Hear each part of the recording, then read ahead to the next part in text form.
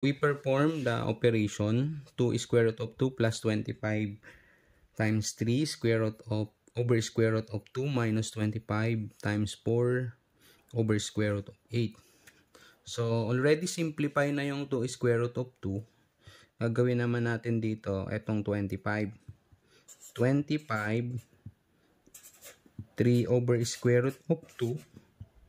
So, we multiply this by square root of 2 para mawala yung denominator na radicals.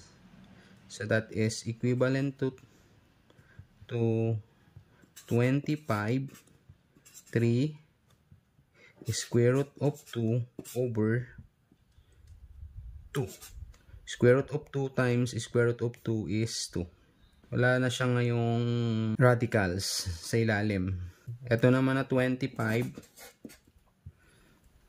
times 4 square root of 8.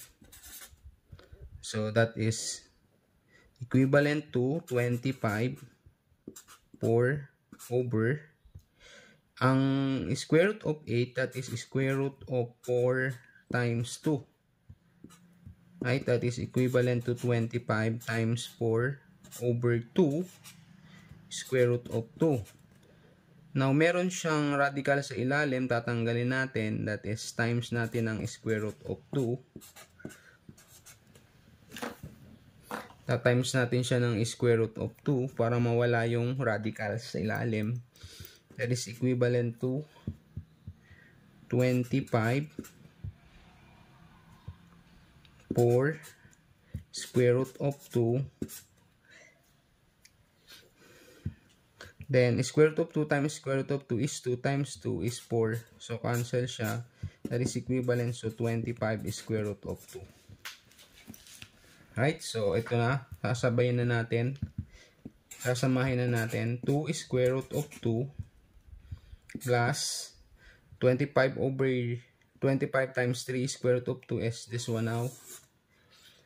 That is 25 3 square root of 2 over 2 minus 25 times 4 over square root of 8 is now it's this 25 square root of 2.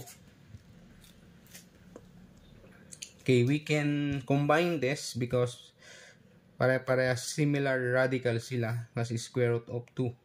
LCD, that is 2 4 square root of 2 plus that is 75 square root of 2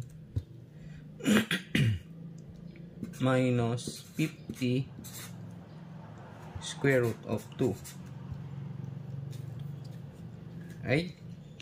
So 4 plus 75 is 79 minus 50, that is 29. So 29 square root of 2 over 2.